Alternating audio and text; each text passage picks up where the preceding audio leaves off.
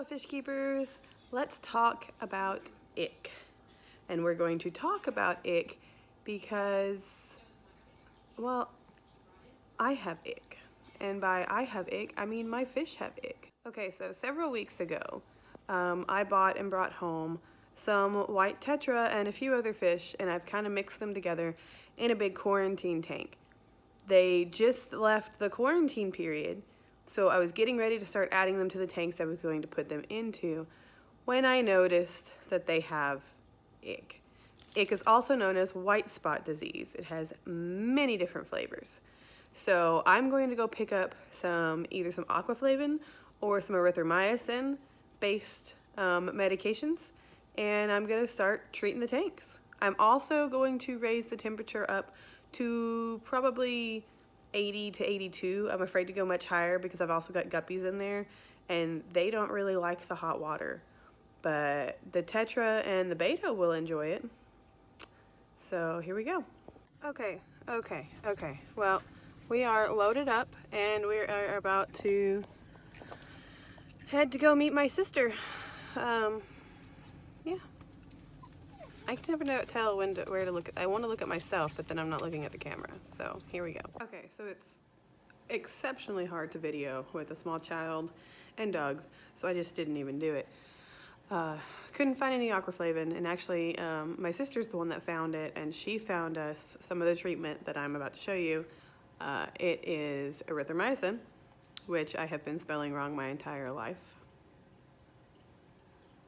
Anyways, I'm about to dose them.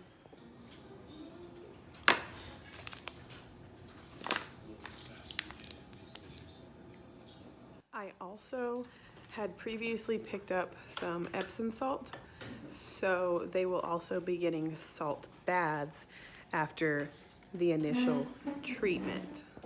Okay, so the instructions say to use 1 packet per 10 gallons. It is a powder, so what I'm going to do, because erythromycin can be pretty strong, is I'm going to sprinkle this over the top of the water. I guess I could turn this around. I don't know how to turn it around on this phone. So I'm gonna sprinkle it over the top of the water for 1 dose. The second dose, I'm going to mix up in some of their tank water and stir it around. That'll be tomorrow's dose. I'm gonna mix up in some of the tank water, stir it around, and then add it in. There's multiple ways that you can add this product in, but this is what I am going to do. And I'm putting it right here next to the float valve and next to the pump because I want it pushed around the tank. They say to take out your activated carbon before you make treatments because the carbon interferes, but I haven't done that. I'm just putting the meds in.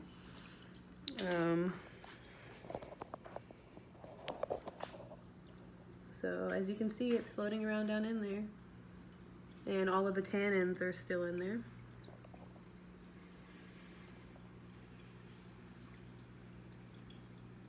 And this is why it's important to quarantine even your plants, because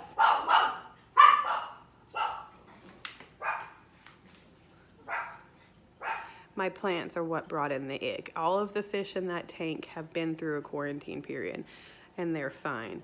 It's the plants, the new plants, that brought it in.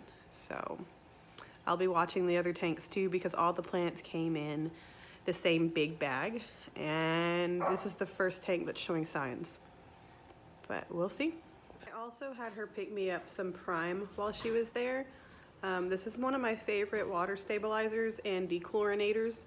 I use it every time I switch the water out in the tanks, mainly because my tap water is exceptionally hard and it's very full of chlorine. You can almost smell it when it comes out. So I use this. Prime is mainly a conditioner, but it does have dechlorinator in it. So with the ick outbreak going around, I will be doing massive water changes in about a week in the big tank.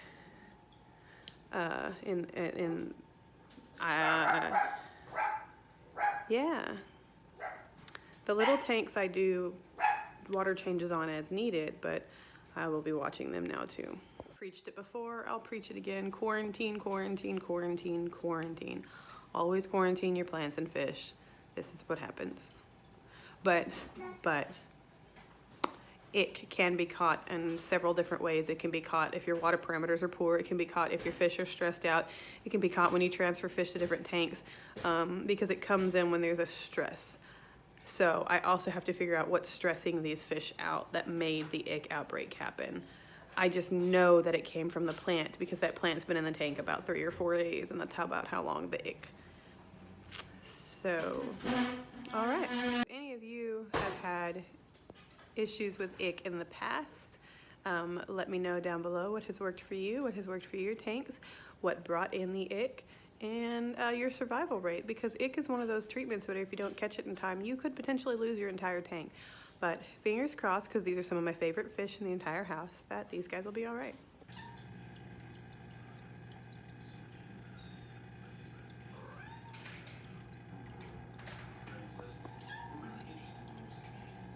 One thing I'm really worried about are my catfish. The catfish don't tend to do well with ick treatment. And I'm gonna be cranking the heat up because the poor tetra. So right now this tank is running at about 78, and the plan is to slowly over the next 24 hours or so, I'm gonna bring it up to about 80, 81, 82, because the heat will also help kill off the ick virus. As you can see, the guppies are not affected yet. It is, if I can get them to focus, it is just the tetra in this tank that are showing signs and symptoms. And my 3 beta are probably fine, but we're just gonna treat the whole tank. Once ick is present, it's gonna spread to everybody. So that's Reznikov, that's my baby. She's only about 12 weeks old now. All of the, that's my kid pushing a chair.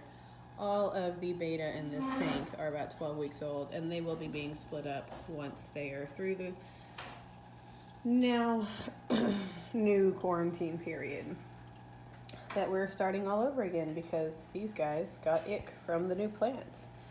And the new plant in question in this tank is this Anubias that came from a tank of discus that apparently, I don't know if you can see it from this side, yeah. So that is what brought the ick in, and that is why you should also quarantine your plants, not just your fish.